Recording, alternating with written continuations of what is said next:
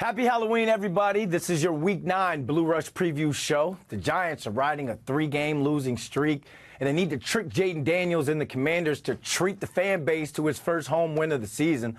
Our New York Post Giants beat writer, Paul Schwartz, is here with his practice reports, and he's got some really cool storylines. We've got some really fly next-gen stats for you guys to think about before Sunday, and we also have Lake Lewis Jr., Commanders insider for ABC 7 down in D.C. for Know Your Enemy, so let's get straight to the show. Paul, what's going on, my man? What's the feeling like going into this Week 9 matchup? Well, it's right. It's Halloween, right? And you have holidays are like markers in the NFL, Yeah. right? You got Halloween, you got Thanksgiving, you got Christmas, right? Season starts around Labor Day, so you want to hit those markers and be in contention.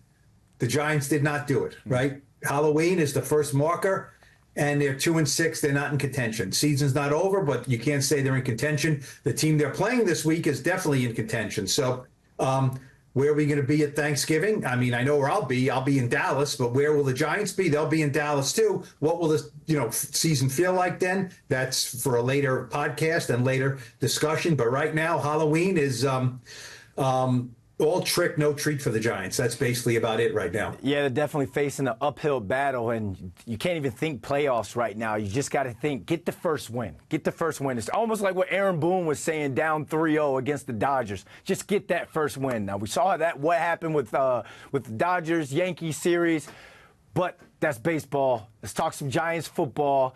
Your practice report, any updates we need to know before we get to talking about an article that you have up on the Post that's getting a lot of traction this morning, my friend.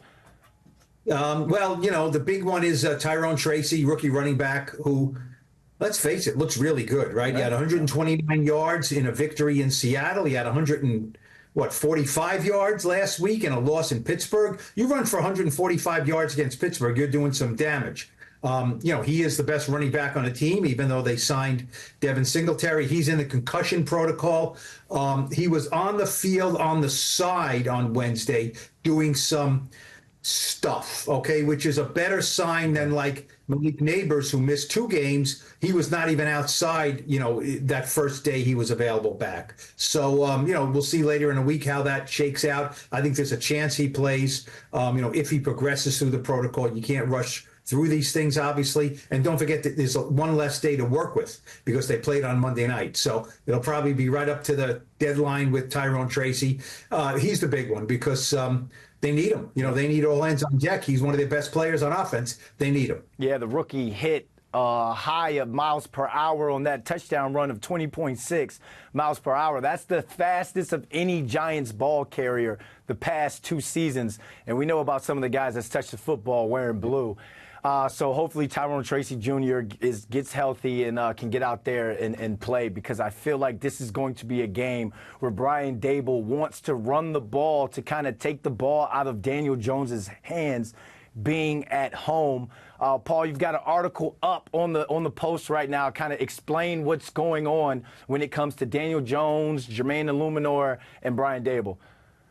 Yeah, I mean, look, it's kind of a natural course of action, right? When the team is losing, not enough touchdowns being scored. And, there's definitely some things going on between the coach and the quarterback. There's no question. Now, Brian Daboll always says he's the hardest worker. He's, I'm proud of him when he does well. He does everything we ask. First one in the building, last one out of the building, good guy, all that stuff. But look, Daniel Jones was ticked off that he was benched early in the fourth quarter against the Eagles. He did not like that, but, tough luck, right? I mean, the team was losing. They had 104 yards, whatever. It happened. So then this week, Daniel plays, and there's that. We talked about it the last podcast, that terrible 2-point conversion where the team is just not set. Daniel gets the ball, does what he's supposed to do, looks to his left, throws it.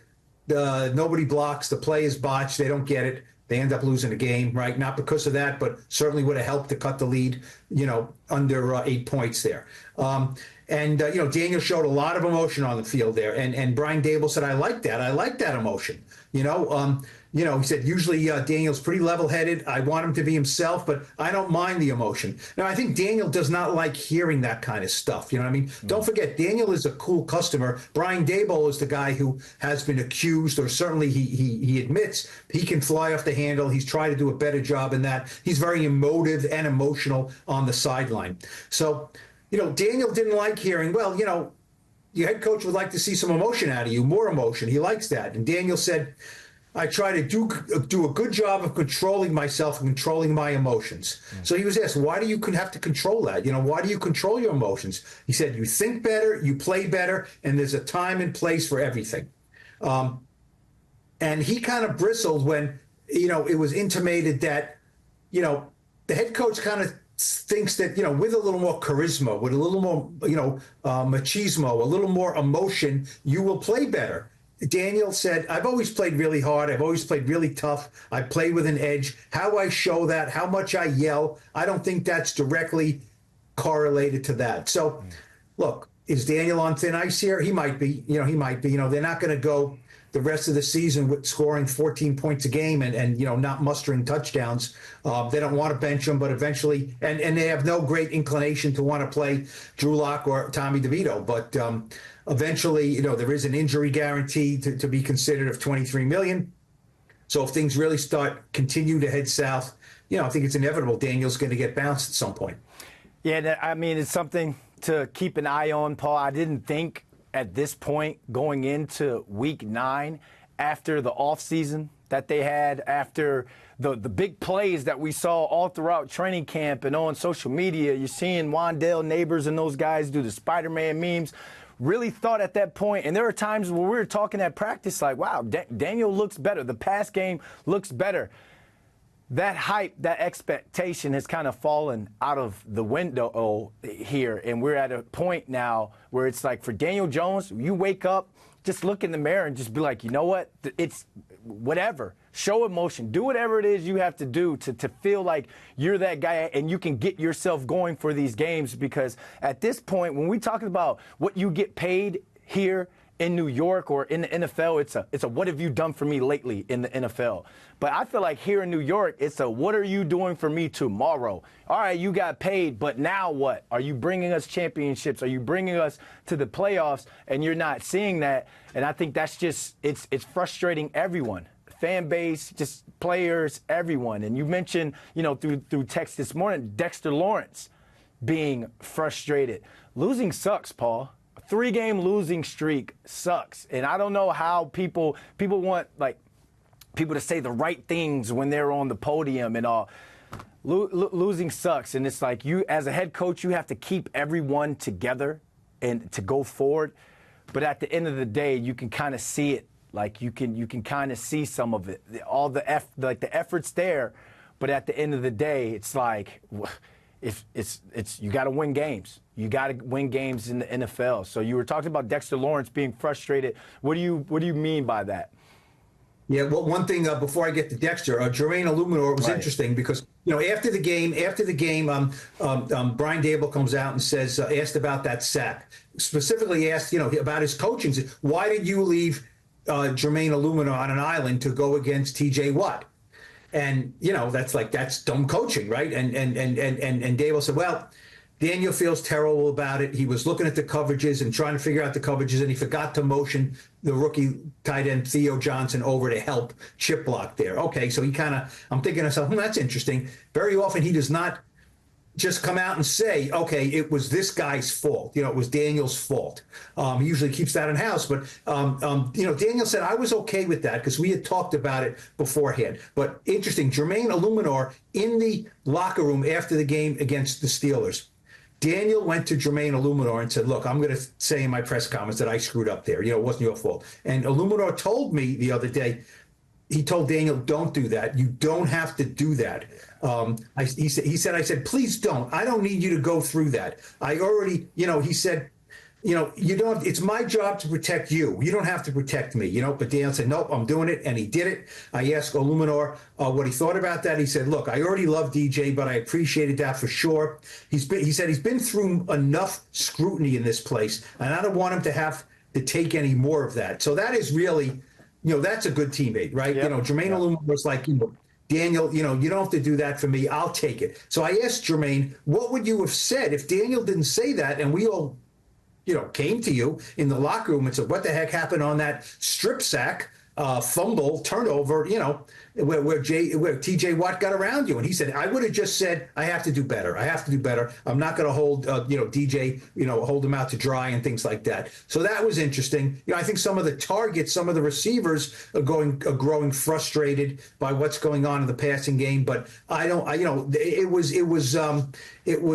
refreshing to see Jermaine Illuminor, who's new on the team this year, take Daniels, back now. But everyone's frustrated. As you mentioned, Dexter Lawrence, my colleague, Ryan Dunleavy, had a nice interview and good story in Thursday's Post with Dexter. And look, Dexter was as frustrated as I've ever seen him after the Pittsburgh game. Incredibly frustrated. His head is dripping with sweat. An hour after half hour after the game, he'd showered. He's still sweating. Those big guys sweat a lot. He was really, really frustrated.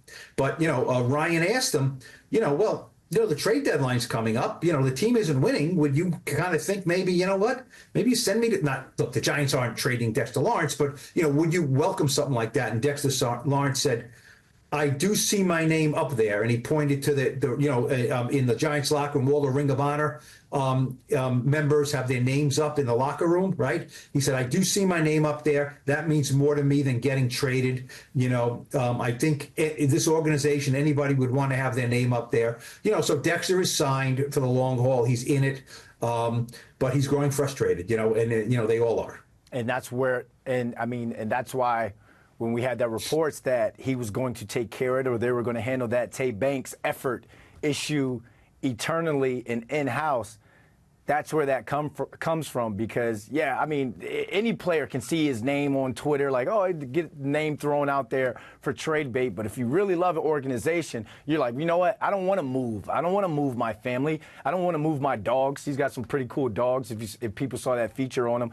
You don't want to up and do all that. You want to win here. You want to win with the people who believed in you in terms of drafting you, and then the people who truly believed in you by paying you and giving you your money. So there are some players that really feel like, I owe this organization. Shoot, I feel like that sometimes, and I was on the practice squad, So imagine a guy like Dexter Lawrence, a first-round pick, draft pick, got paid, and now he could be up for Defensive Player of the Year.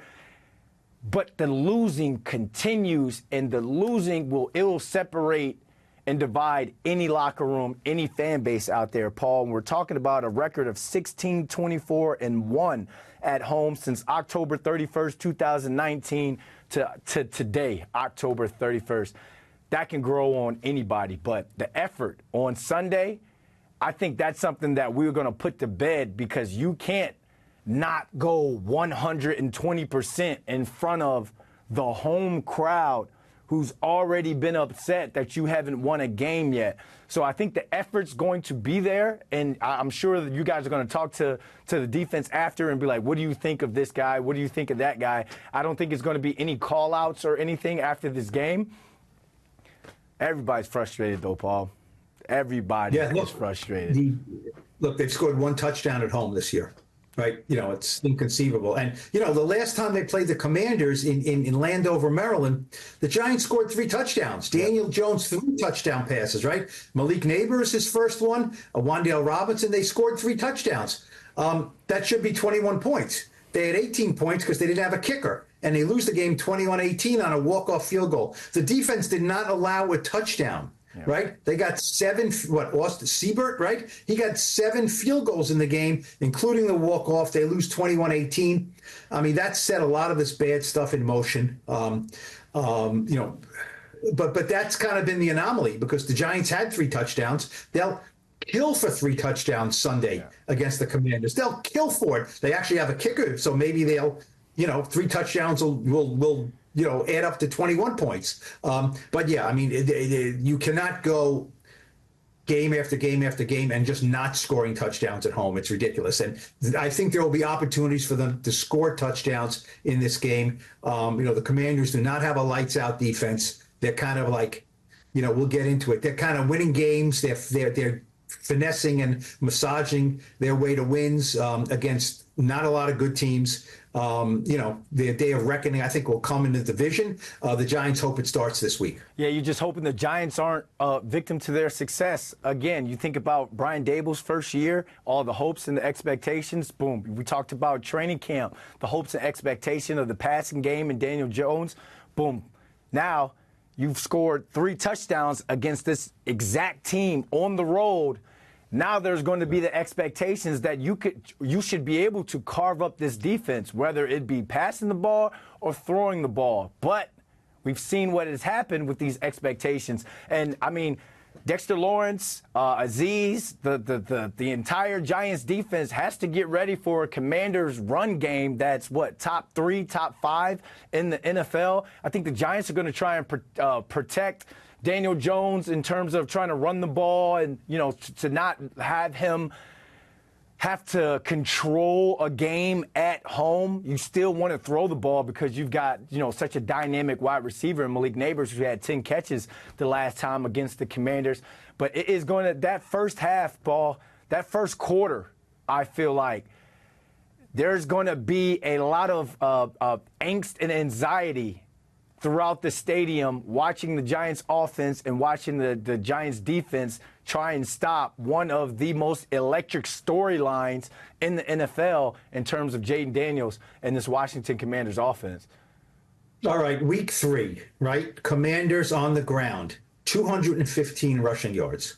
Don't forget, Shane Bowen, one of the main reasons they were attracted to him after things with Wink Martindale went sour is Shane Bowen in Tennessee showed that he put together a defense that could stop the run, right? That was what we were hearing. This defense is going to play maybe a little more conservative, a little more zone, but they are going to stop the run. It has not happened. 215 yards. The Giants are allowing 5.4 yards per carry on the ground. That is the worst in the league, the worst. 5.4. Any game where you allow 5.4 yards per carry on the ground, you're going to lose probably 90% of the time. Brian Robinson, is he a big name? Is he a Saquon Barkley, Derrick Henry big name? No, he's not that kind of player. He had 133 yards against the Giants in the first game and only 17 carries. We know Jayden Daniels can run the ball, right? He had 44 rushing attempts. He's not a crazy runner like Michael Vick used to be and things like that. Yep. He's kind of he's getting out of the pocket, he's using his legs, and he wants to throw the ball. And if he needs to run, he'll run. But he's not just, he's making better decisions than I think a lot of people thought he would be, this early in his career. But, yeah, stopping the run is just something, the Giants haven't been good at it. And you mentioned Azeez Ojulari. He gets sacks. He is a good pass rusher. Yeah. There is no doubt about it. But they are missing Kayvon Thibodeau, and he sets the edge worlds better than Azeez Ojulari does. Worlds better. Micah McFadden and Bobby Okereke, the inside linebackers. Okereke had a lot of tackles last week, but I would ask you, how many of those tackles have been as impactful as they were last year? Seemed like last year Bobby Okereke was making a lot of impactful plays. This year, I think less so. So, look, if the Commanders, they're going to get over 100 because they will. If they're 150, 160, 170, it's a bad sign for the Giants. Terrible. They have to stop their run. There's no question about it. And so far, have to and doing it are two different things. Yeah, to answer your question about Bobby Okereke, it feels like he played a lot more downhill last year in Wink Martindale's defense. Switches over to this Shane Bowen defense to where it's all about pass rush, the front four. You wonder if it's like there's a change in his assignments when it comes to run games, because, I don't have the numbers up, but I guarantee you he probably had double the amount of tackles for loss last year than what he has at this point right now. So new defense, a lot of things change for a lot of guys, but at the end of the day, it's like it is what it is, and you're going against a Commanders run game that's second best in yards per carry, third in rushing yards per game, and second in the league in rushing touchdowns per game. So in those situations, you got to stop. You have to stop the run just so you can challenge Jayden Daniels' greatness or early greatness in his rookie season. So let's talk about that run game. Let's talk about Jayden Daniels and just the entire resurgent Commanders with ABC7 DC Commanders insider Lake Lewis Jr. for your Week 9 Know Your Enemy. Live from the practice field, we got Lake Lewis Jr. joining us. What's up, man? How many balls you catch today in practice, man? Man, them days are over, Brandon. You know about that. Paul, it's hot out here, I'll tell you that. Yeah, it could be a hot one on Sunday, but your Commanders are coming in with all the buzz, with all the hotness. You guys have been on the streak. Paul, go ahead and start us off with it, man. Hey, Lake. Hey, Brandon, why don't you ever ask me when we do these things how many passes I've caught? You know? What, I don't look like a former receiver? Paul, when we're out at practice, I see you sitting there, you making your notes and stuff like that. So you're the That's media. right. You're media for sure. Yeah, I'm media, sure. right? I'm not on the hands team in any way, shape, or form. Lake, thanks for doing this. I want to ask you, we love lists, right? So I'm going to give you a list, and I want you to rate them, okay? The massive changes in that franchise. 1, owner Josh Harris. 2, coach Dan Quinn. 3, quarterback Jayden Daniels. This turnaround is because of what mostly? 1, 2, 3. I'm going to go Josh Harris. I'm going to go the owner. I think, leadership trickles down from the top. And, he's come in and he's made a lot of changes. And just from the way people are treated, it's stark contrast to what it was before. And I've been here. This is my 15th year covering this team, and I've seen it all. I've never seen any professionalism like it has been now. So I'm going to start with Josh Harris. I mean, naturally, everyone's probably going to say, it starts with Jayden Daniels, but no, it's the leadership up top. And he was smart enough to let those guys make the right decisions as far as drafting Jayden Daniels. Fred Smoot, when we had him on before the first game, he kind of pretty much said the same exact thing. Like, can you go, like what are the former players saying and what are the current players saying as well, who's kind of experienced both ownerships? Yeah, look, guys, it's just the little things, the little nuances that create an environment of winning and just cohesiveness. And little things as down to like daycare here at the facility for the players' kids. It's little things like that no one talks about that makes a big difference. It shows you that you're respected and cared about as a person, as a family person first, before a football player. And then, just little things for us in the media. Today's Thursday. Today's the day the chef cooks for us in the media. They have like a buffet style thing. Before they were taking orders from us. That's never been the case, ever. So just little things as far as how you treat people. The workers in the stadium say the same thing. Like they were told that, no one's to treat them any kind of way. Everybody's in this thing together. And I think just that atmosphere has fostered winning and fun. And it's exciting to come to work finally. Yeah, considering what the owner was beforehand and the reputation of the franchise, that weighs on players. There's no question that weighs on players, and I guess that weight has been lifted. So, I'm glad you said that because I do think, they said the fish, rots from the head, right? It also, and when that head and that top is strong, it does trickle down. But look, obviously Jayden Daniels is, give me something on the inside that I don't know. I've seen his stats. I've seen him play. I've seen the highlights. I saw the Hail Mary. Give me a couple of things that only someone like you on the inside could tell me about what this kid, he's a kid to me, player, young man, is doing in that franchise. There's been a couple things. And for me, I'm going to go all the way back to Detroit draft night. I interviewed him a couple minutes after he came off the podium, and I asked him a question as far as like the demographic here in D.C. And this is one of the most affluent places for minorities, and I talked to him about that. I talked to him about Doug Williams, and he had an answer for everything, and he knew his history, and he said he was looking forward to coming to this region and working with kids, and he knew about Doug Williams, that they already had a previous relationship, so. He said he understands what he's going to be to this franchise. So that was important. But another nuance, that little thing that people on the outside don't know. So like I said before to you guys, it's my 15th year. There's only been one quarterback in my whole time being here that would stay in the locker room and, play cards or talk with the other teammates and be part of just the locker room atmosphere after every practice. And that was Alex Smith. Well, Jayden Daniels does that. He's in the locker room every day. He's not in a rush to get out. He's there. He's getting himself together, but he will talk to people. And it's not just about football. It's about life.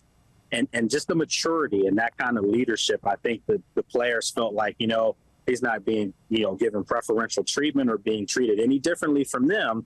And he doesn't want that. He wants to be seen as a normal guy that just happens to be this elite talent. But yeah, he's one of the guys, and that's why they've embraced him. Yeah, that's when you look at your teammates as not just being like a work colleague or anything. That's my guy. Those are my guys. I want to know what's going on in these guys' lives, and that's huge off the field when you know that someone of that caliber, your starting quarterback, your QB1, the face of the franchise, cares about you and what you have going on off the field. But on the field, let's talk about it, because we've seen him kind of adapt to Cliff Kingsbury's offense. He looks comfortable. Before, he wasn't hitting any passes to Terry McLaurin. Now them two, they hook up deep all the time. What have you seen in terms of the evolution of his game with the X's and O's? Yeah, I mean, he's getting better week to week, and it's crazy to think that, because there's still so much more that he can improve on. He's still a rookie. He'll be the first person to tell you, I'm still learning the game. This will be his 9th game of his career in the pros. But each week you see him do something else that goes to show you that he's learning, and that, I have a bee flying by me, that he's learning, and that, he's soaking everything up. So last week, you go back to the Bears game, we know about the ribs and the bruised ribs and things like that, but the way he was running towards the sidelines. You guys know that sometimes these running quarterbacks, try to turn it up or they'll take an unnecessary hit. But he's doing all the little things now to get down and not take that unnecessary punishment, which is a sign of growth for him. The other thing is, like you said, he and Terry McLaurin have this connection now that in the first couple of weeks, it was taking them some time to gel and get it going. Well, now he's looking for his workhorse wide receiver, his all-pro wide receiver, and that's what you want. Your young quarterback is starting to look for that guy a lot more, probably more so than a tight end. As you guys know, young quarterbacks always look for those tight ends first, and Zach Ertz is still a big part of this offense. But he's looking for Terry McLaurin, so his eyes are seeing different parts of the field now, and they're not spoon-feeding this guy. I can assure you that. Cliff Kingsbury's not giving him little bits and pieces of the playbook and, telling him where to go with the ball. They're letting him be natural about it, and it's working for him because each week he's showing you more and more improvement. Lake, I'm looking at the games that they've won already, and the Giants 2 years ago were 6-1. Pretty much at this point, Brian Daboll, first-year head coach, right? Dan Quinn is not a first-year head coach, a new head coach, like Pat Riley used to call it the innocent climb, right? The team comes, everything's new, everything's fresh, and the Giants were 6-1. It came out of nowhere. They hadn't been that good for a decade, and then they kind of hit the decelerator a little bit. They did make the playoffs. They won a playoff game. Great.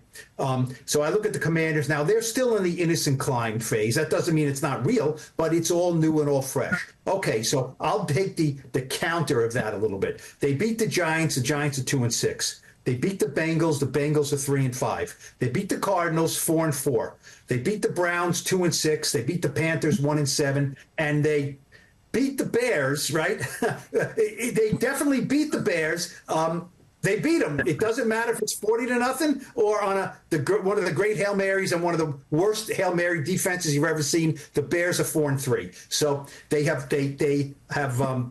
not played the Cowboys. They played them twice. They haven't played the Eagles. They played them twice. How do you think they will match up in the NFC East? Because they've only played one game in the NFC East, and that was against the Giants. So, and now they play them again. Then they're done with the Giants, and they got 4 games against, let's face it, the Cowboys aren't great, but they're talented. The Eagles, are the Eagles. They're good. Are they going to be able to battle those teams? It's just a projection. What do you think? Yeah, I honestly, guys, I think they split with the Eagles. They were splitting with the Eagles. They've had some of their better games under the previous regime when they weren't a good football team. They still would battle the Eagles. It's just, it's one of those teams that they just naturally play against. But I think they split. The Cowboys, I think they sweep the Cowboys. I truly believe that. And guys, the difference is that number 5 on this team is an elite talent. I mean, he's legit. And when you have at any given moment on any given Sunday, at worst, the second best player on the field, you're going to be in a football game with a chance to win it. But if your player ends up being the best player on the field, you're winning that game. And we're starting to see that now. When they played the teams that in years past would have given them trouble, Carolina Panthers, the Cleveland Browns, the Arizona Cardinals, those are games that this Commanders team may have lost. Well, now they're not just beating those teams that aren't good, they're beating them down. And that's the sign of a good football team. So for me, I don't think this thing's going to stop. I don't think this is like, just wishful thinking at this moment. I mean, yeah, they're 6-2, but I will say this. If you look at the two losses, they lost their first game against the Buccaneers in Tampa. It was just unbearable hot. I was there. It was unbearable hot during that game. And a lot of the guys like the Bobby Wagners, the veterans that didn't play in the preseason, he said they struggled to adapt to that. And yet they were in that football game in the third quarter. You go to the Ravens game, Ravens, one of the best teams in football. I know they just had a tough loss against Cleveland last week, but it was in Baltimore right up the road from here. And Washington had a chance to get the ball back with 2:25 left with a chance to tie it. They just couldn't, keep Derrick Henry off the field. They never got the ball back. But they were in that football game, and they didn't play their best game either. So I think you go back to this Bears game, like you said, sometimes you need luck if you're going to have a really good season, a special season. And this was the game they had the luck. But for the most part, they outplayed Chicago. They were the better team on the field Sunday. If you look at the stats, they dominated Chicago on both sides of the ball. Bears Caleb Williams only had 131 yards passing, and 3 of those plays were chunk passing plays. So I do believe, guys, yes, I know I'm here and this is the team that I cover, but I do believe that this team has a legitimate chance to win the NFC East this year. All right, let's talk about Sunday. What can get the Commanders beat? Is there anything the Giants are doing well that is a favorable matchup from the New York side that could beat the Commanders? Well, there is one thing that the Giants do well when they commit to it, and it's running the football. Like Singletary and I like Tracy, I do. And I think that the two of them together can be a nice 1-2 punch for the Giants if they stayed with it. We all know Daniel Jones has had some of his best days against Washington running the football, from out of the pocket. So if they were to try to make a concerted effort, because if you go back to last week against the Bears were running the football. DeAndre Swift, had the 71-yarder. I mean, they ran the football, but they didn't stick to it. So that's going to be the thing that I think would help the Giants, because let's face it, they're not going to beat Washington in a shootout, an offensive shootout. I don't think they have the firepower to do that. Washington clearly does. So if you can run the football, it keeps the ball out of the hands of Jayden Daniels, and now we'll give the Giants an opportunity. Paul, you got one more? Shootout. The Giants have scored 1 touchdown in 4 home games. Exactly. The only shootout they need to run the football. Exactly. Yeah, the only shootout is if you're going to be watching some old westerns. When you get to town on the OK Corral. There's be no shootout here. You can't have a shootout with only one team, right? That's called a rout, not a shootout. Exactly. The Giants. The Washington was really the only team in the division the Giants have been able to handle. In recent vintage, even when they weren't good. So, it's just amazing, isn't it? In this town, Daniel Jones was pick number 6, right? Sam Darnold for the Jets was pick number 3. Zach Wilson, I mean, I almost shudder to say this, was pick number 2, right? So Jayden Daniels was pick number 2. And people thought he was good, you know what I mean? But, he was skinny. There's always, is he a runner? Everyone's open at LSU. It's easy to throw the ball at LSU with those, Malik Neighbors and all those great receivers. So he was a really good prospect. But, I mean, sometimes it just works. Sometimes it's just the draft works and you grade him number 2. And, maybe, at this point, I would think he'd be number 1 if the draft was again, even though I think, Caleb's a good player. But, and look, I mean, I have one last thing. You were there with RG3. You covered the team with RG3.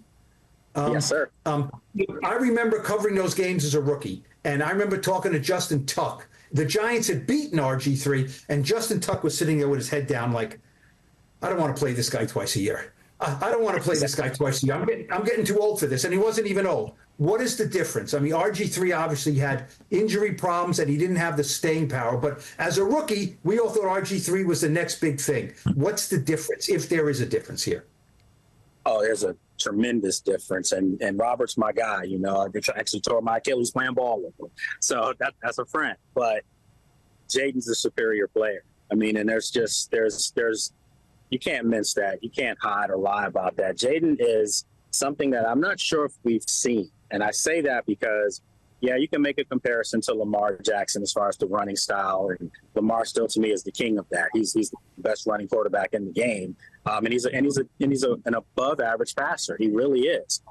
Jayden, on the other hand, though, is an elite runner, and he's an elite passer. I mean, this guy, if you look at his arm talent and his accuracy, and the fact that, you know, those 55 games in college translated really well for him as a rookie because he's seen a lot of ball.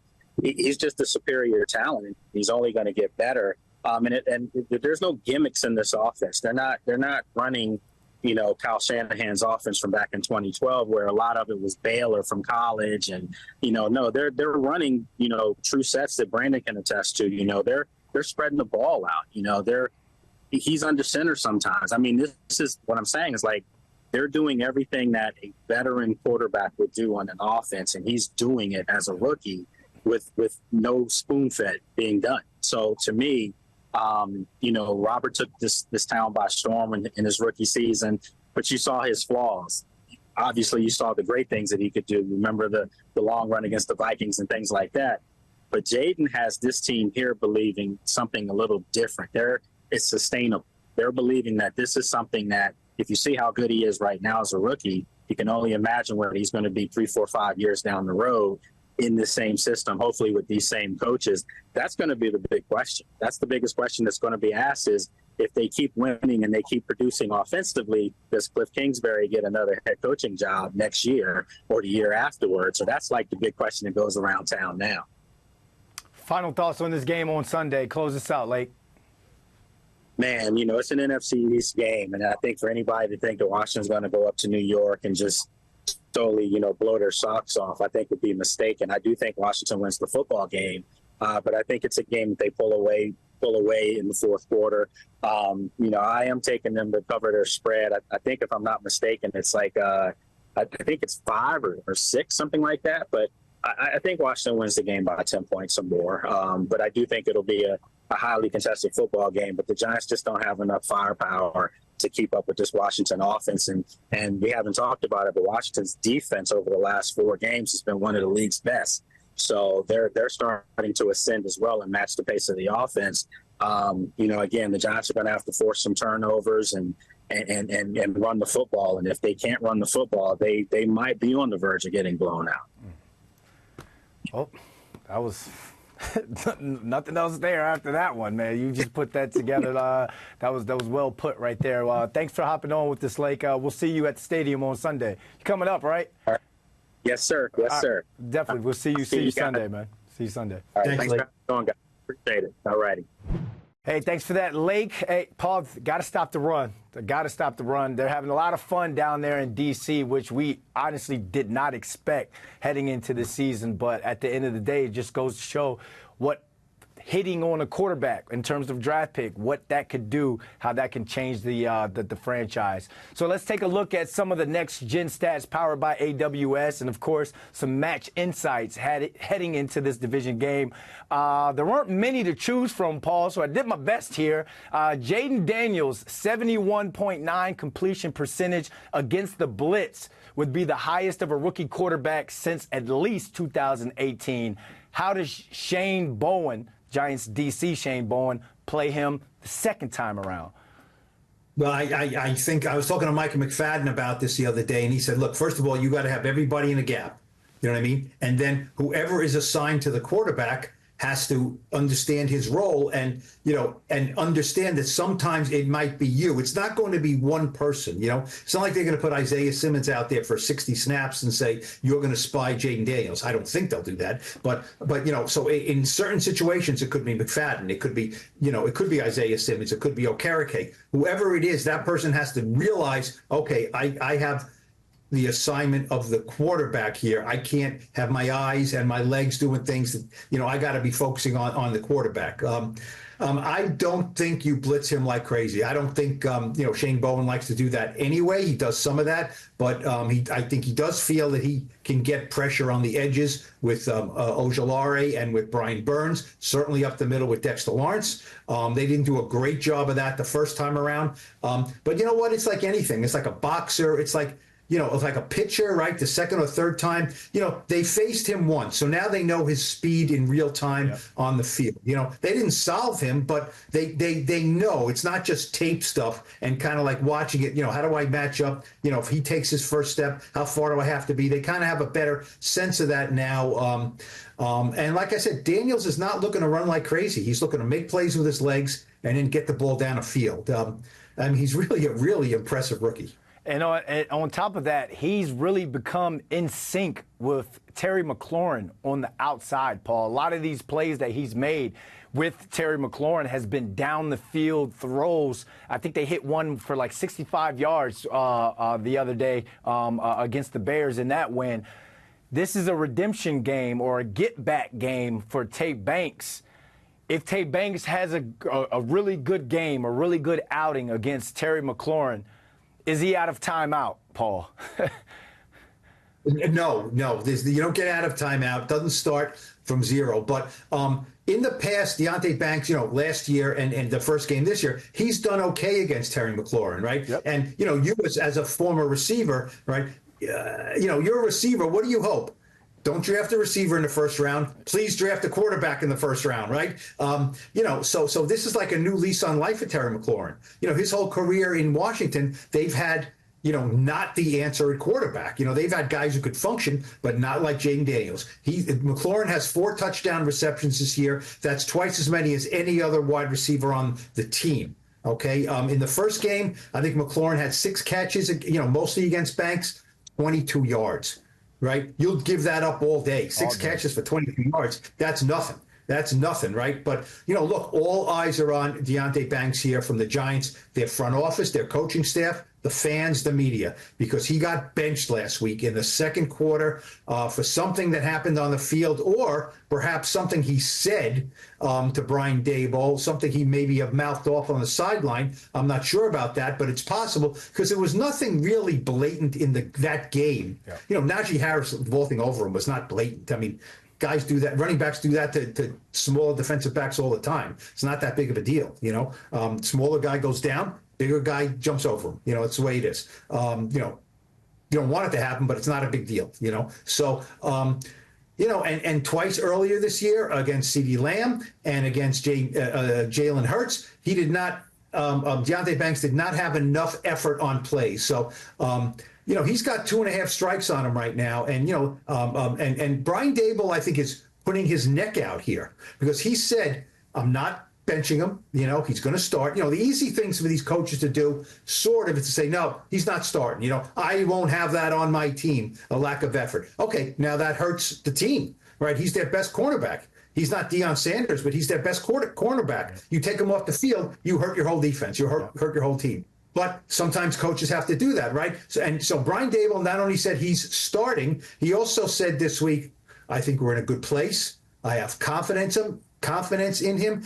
So he's basically saying whatever the issue was, it is resolved, and I am confident that Deonte Banks will play and give maximum effort. Now, if he does not, that's on Banks, but it's also a bad reflection on the head coach because the head coach needs to read the room and read the player. And if he says it's good, it's okay, I've got this under control, and it isn't under control, that's a bad look for player and for coach. So all eyes will be on Deonte Banks to see how he performs and if Brian Daboll got this right. I feel like Brian Daboll feels like he has it under control because of the senior leadership he has in the locker room. When you got guys like Dexter Lawrence frustrated, you got Brian Burns cryptically saying we need to grow up. Some of the guys on this team needs to grow up. I think that Brian Daboll had that conversation with his Antonio Pierce, with his Michael Strahan, or his Olsen and his Strahan, and they said, you know what? We got him. We talked to him. Get him back out there. Yeah, but that was last week, Brandon. Last week, Dexter said, we got it under control. It's been addressed, Big Dexter standing up at his locker saying, it's been addressed. And I looked and I'm thinking to myself, if Big Dex says it's addressed, it's addressed. And then the next game, Deonte Banks gets benched. So whatever was addressed did not kick in. So, I just think we have to be careful saying the leaders in the room will handle it. They could try to handle it. Tay Banks has never been at his locker and said, I messed up. He said, well, the coach said I need to tackle better or I need to give better effort. But Tay Banks has never been totally contrite and said, man, I'm messing up here and I'm letting my teammates down. He's not said that. So I don't know if it's sunk in yet. That's why this week is so fascinating to see how he plays. All right, another guy we want to see play well. I guess this game, he's played well all year, but Dexter Lawrence, this could be his revenge game because he recorded his lowest pressure rate of the season against the Commanders back in week 2. He generated just 1 pressure on 31 pass rushes. The man's ticked off. He's frustrated. So, Paul, if I set the over-under at 1.5 sacks for Dexter Lawrence, are you taking the over or the under? I mean, I would take the under because that means he's got to get 2 sacks to cash in on the over. I mean, let's face it, that's a lot. I mean, he can play great. Last game against the Steelers, he had a rush up the middle that was incredible. He just pushed 2 guys an accordion. Yep. And Russell Wilson is like, I got to get out of here. So he's flushed a little bit to his left. Bam. Brian Burns is there for an easy sack, Dexter Lawrence gets credit for a pressure, but he doesn't get credit for a sack. That's teamwork, right? That's what you need to do. Usually the guys in the middle, if they can just push the pocket, you're happy. Dexter Lawrence can push the pocket, then he can clean up and finish up. Yeah. That's what makes him special. So he can have a great game and not have 2 sacks. So I would take the under on that. I should have put accounted for 2 sacks then, because that should be an assist when it comes to a sack. If you flush someone directly to someone and we could say like, oh, that sack was created because of that pressure, that should be like a half. There's too many stats. There's too many stats already. I can't. Half a sack, assisted tackle. And that would be so arbitrary too. You know what I mean? I can't have. Dexter Lawrence has 9 sacks and 4 sack assists. Too many. My limited math instincts cannot handle all that. Sorry, I can't. I got to veto the sack assist stat. I'm sorry. All right, last but not least, and we kind of touched on it in the A block, Daniel Jones is 0 for 6 with 0 pass TDs and 0 rush TDs and 6 starts over the last 2 seasons, and I'm talking home starts. So if someone was to set the over-under at 1.5 for Daniel Jones, touchdowns accounted for, you're taking the over the under. That's pass or run then, right? Pass or run. Pass or run. He runs it in. You know what? I'm going to take the under. First of all, he is not running. He's not a running threat really anymore. And, he just doesn't have that burst anymore. I think teams are expecting it. If they're at the ball at the 6-inch line, are they going to push him in? He got that first down. No, I don't think so. So that means he has to throw for 2 touchdowns. I mean, why would I think he will do that at home? I mean, he threw for 2 against the Commanders last time. Terrific, right? But I just think, show me that he is going to do it. And if he shows me he's going to do it, then I'll believe it. Yeah, my dad used to say that when I was a kid. And I used to say, like, oh, I'm going to do this, X, Y, Z. And he would be like, I'm like Missouri, the show me state. You got to go out there and show the people. Let's wrap this thing up, Paul. Your final thoughts. My final thoughts are, look, I'm not going to say the season hangs in the balance here or the Giants need to get this. They're in Munich next week against the Panthers. You know what I mean? And wow, if they could beat the Commanders and go out to Germany and beat the Panthers, they're 4-6 at their bye. That's not great, but it's not, dead and buried. Yep. It's just kind of buried, but not dead. So, but you know what? That's like for another day. They're playing a home game. They're 0-4. They're 0-3 in the division. The Commanders are good. They're 6-2. But, do you see who they've beaten? They haven't beaten a who's who. They haven't beaten a lot of great teams. So it's kind of like, just show up and give the fans something. I say this every home game. It sounds like a broken record, but you can't go out there and lose every week and play hard. They played hard in Pittsburgh, but they didn't win. They got to score 24 points and win a game. That's what they have to do. And don't beat yourselves. Cannot beat yourselves with the turnovers. Can't beat yourselves with the penalties. But I'm with you, Paul. Give the people something to cheer about. Give the fan base, re-energize the fan base with a win before we head across the pond to go play in Germany. Thank you guys for watching Blue Rush. It's your Week 9 Blue Rush. Make sure you check out the New York Post Sports socials for information on the post-game live stream. We'll also have Paul back on Monday so we can get his thoughts and have him break down the game from what he saw in the press box. And then we head on out to Germany, Paul. Can't wait to do that Blue Rush from out there. How's your German?